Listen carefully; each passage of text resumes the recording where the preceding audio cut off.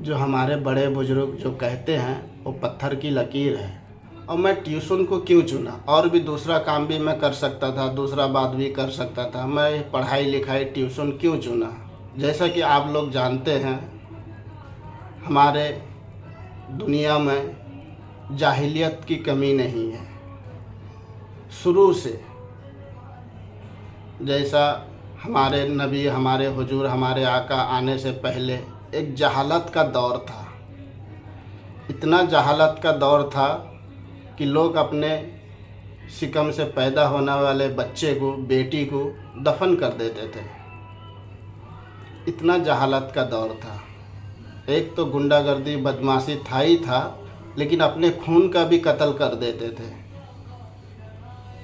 वो समझते थे ये मनहूस है, ऐसा है, वैसा है, बहुत ऑप्शन है इसमें, बहुत बात है। तो खैर, ये सारा जिम्मेदारी, मतलब ये सारा जो है रीज़न था जहालत का। तो जब हमारे हुजूर तशरीफ़ लाने के बाद वो क्या किए? वो भी यही इल्म का काम किए, पढ़ाई लिखाई का काम किए, सबको पढ़ाए।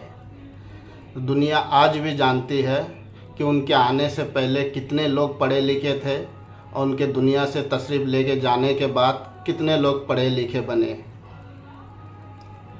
तो शुरू से पढ़ाई लिखाई पे जोर दिए और दुनिया को पढ़ाने का, तालीम देने का सिलसिला शुरू किए, जो आज तक शुरू है। तो ज़रूरी नहीं है पढ़ाई लिखाई किसी चीज़ में एक जगह सीमित हो जाए। इल्म एक समुंदर है, उसका कोई किनारा न कोई गहराई नाप नहीं सकता, न उसका कोई किनारा है। तो ठीक है, पढ़ाई कुछ लोग अपने धर्म के हिसाब से पढ़ाते हैं, कुछ लोग अपने हिसाब से पढ़ाते हैं, और कुछ पढ़ाई दुनियावी के हिसाब से भी पढ़ना चाहिए। तो इसीलिए मैं पढ़ाई लिखाई को चुना, और इसीलिए स्कूल को, बच्चे को चुना। इसलिए भी चुना कि मैं बहुत देखा हूँ। पहले कम से कम मैं 2-3 साल की 4 साल से मैं देख रहा हूँ कि पढ़ाई लिखाई एकदम ज़ीरो हो चुका है। ट्यूशन में भी, स्कूल में भी बहुत प्रॉब्लम है।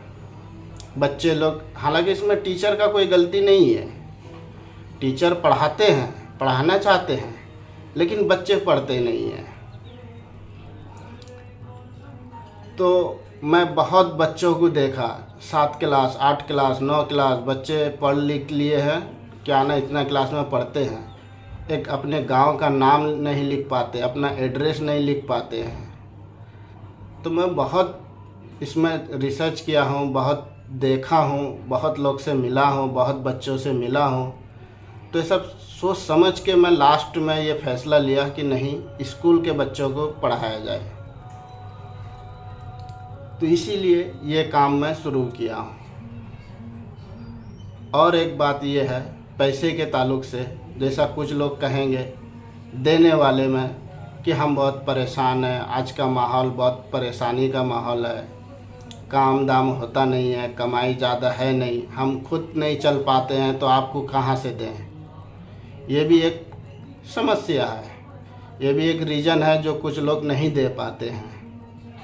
तो उन सब से मैं यही कहूँगा कि आपका सोच सही है, ठीक है अपनी जगह पे, लेकिन ये सोचो प्रॉब्लम आता क्यों है, होता कैसे है, परेशानी आता क्यों है, परेशानी शुरू कहाँ से होता है, क्यों होता है। कुछ लोग इस दुनिया में बढ़ते जाते हैं और कुछ लोग नीचे घटते जाते हैं। जो पैसे वाले हैं और बढ़ते जाते हैं, जो गरीब तबका है और नीचे जाते हैं। क्यों, ऐसा क्यों है? ऐसा रीज़न ये इसका ये है कि जैसी करनी वैसी भरनी।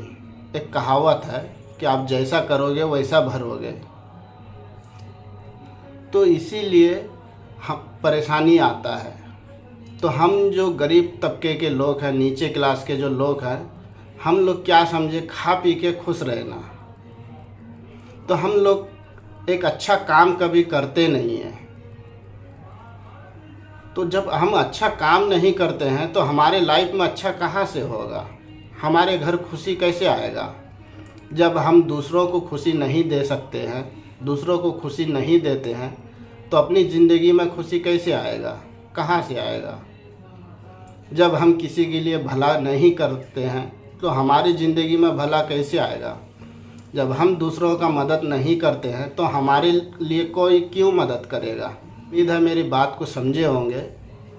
तो इस चीज़ को समझें, सोचें। अभी भी वक्त है, सुधरें और समझें। हमेशा भला करने का सोचें और अच्छा काम ज़रूर करें और अच्छे काम में ज़रूर शामिल होएं।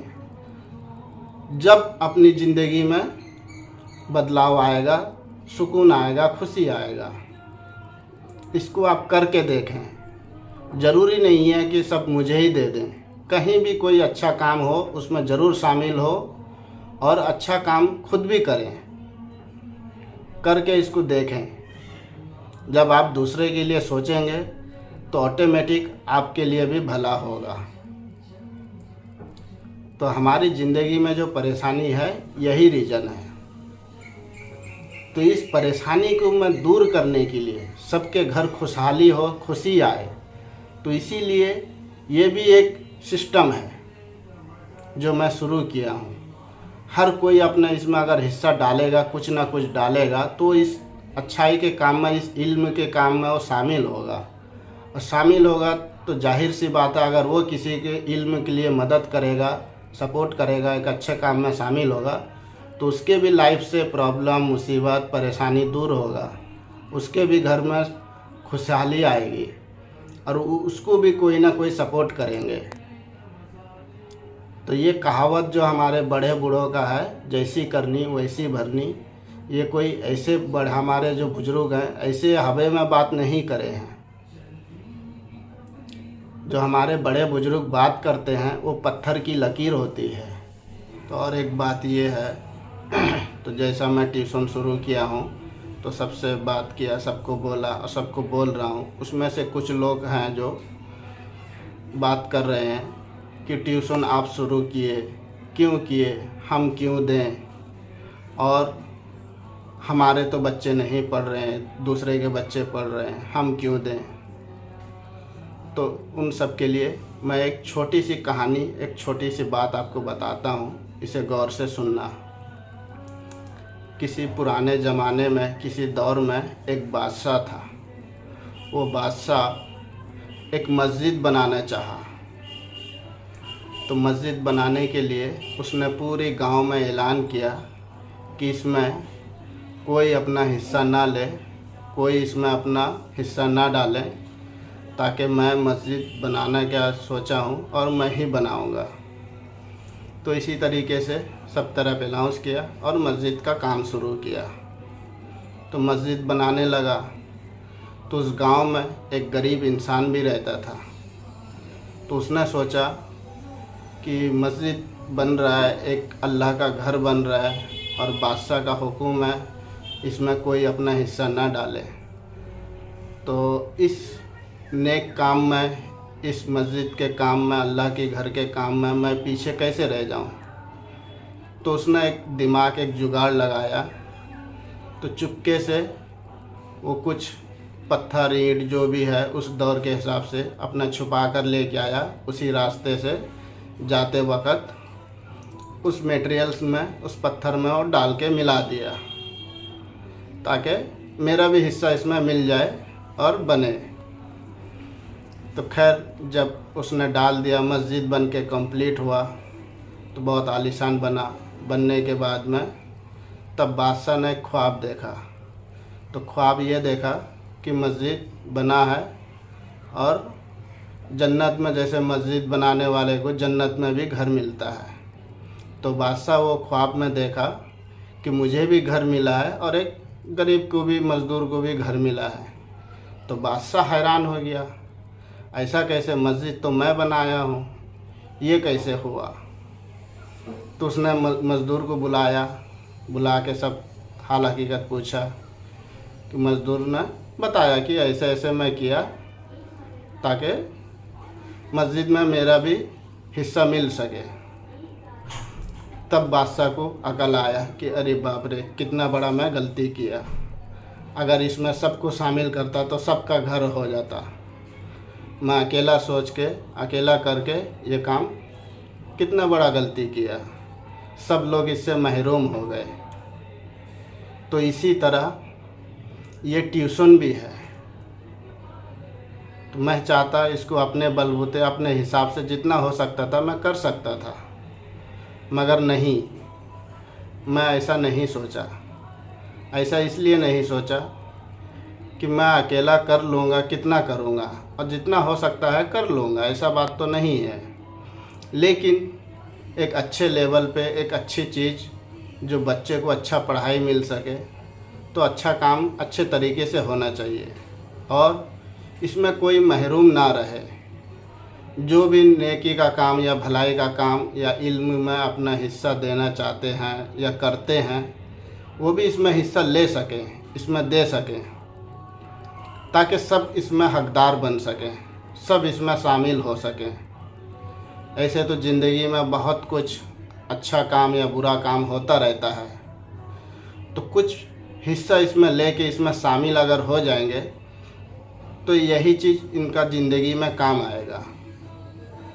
तो इसीलिए मैं सबके लिए सोच के एक सिस्टम बनाया ताकि इसमें सब हिस्सा ले सकें। तो टॉपिक आज का ये है कि जैसा आप सबको मालूम है, मैं एक ट्यूशन चलाने का कोशिश किया हूँ और कर रहा हूँ। तो ट्यूशन जो है पढ़ाई का है।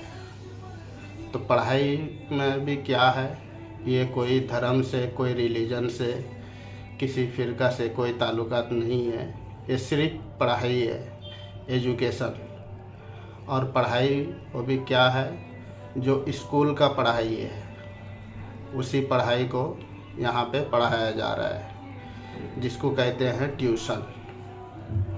ट्यूशन जो है आजकल बच्चे लोग जहाँ भी जाते हैं पढ़ने के लिए, वहाँ फ़ीस लगता है, जो मास्टर को कुछ फ़ीस देना पड़ता है, तब वहाँ पे वो ट्यूशन पढ़ते हैं। तो उसी चीज़ को मैं फ्री किया हूँ ताकि बच्चे फ्री में तालीम हासिल कर सकें और माँ बाप को कुछ सपोर्ट मिल सके, ताकि वो पैसा बचा के अपने ज़िंदगी में अपने बच्चों के पीछे अच्छा जो हो सके वो उसके लिए लगाए। तो खैर, तो बात रहा ट्यूशन का। तो ट्यूशन जो है फ्री, मेरे तरफ से सब कुछ फ्री है, यानी 100 में 100% मैं अपनी तरफ से पूरा कोशिश किया हूँ सब कुछ फ्री। मिसाल के तौर पे रूम का फ्री रखा हूँ, लाइट बिल है, घर है, मेंटेनेंस है, बहुत कुछ है। तो सब कुछ मैं अपनी तरफ से जितना हो सकता है, और मेरा भी खुद का टाइम है, तो सब कुछ मैं दे रहा हूँ फ्री। तो सिर्फ मेरे से ये ट्यूशन नहीं चल सकता, तो इसके लिए मैं 2 टीचर को रखा हूँ, दीदी को। तो 2 दीदी को जो रखा हूँ उनको सैलरी भी देना है। तो सैलरी जो है आप लोग की मदद से हो पाएगा। मेरे से जो हो सकता था मैं किया हूँ, और दीदी का जो सैलरी है वो आप लोग की मदद से ये हो पाएगा। और माशाल्लाह पहला महीने में सब लोग बढ़ चढ़ कर हिस्सा लिए और दिए भी, जितने को बोला था सब दिए, कम बेस करके जितना हो सकता था सब लोग मदद किए, दिए। तो देने की वजह से टीचर को सैलरी दिया गया, लेकिन जितना उम्मीद था उसका 50% दिए, आधा दिए। तो जो खर्चा है वो पूरा नहीं दिए। तो खैर कोई बात नहीं, एडजस्ट किया गया। इस महीने सबसे यही गुजारिश है कि टाइम पूरा हो चुका है, महीना पूरा हो चुका है, तो आप सबसे यही गुजारिश है, इसमें बढ़ चढ़ कर हिस्सा लें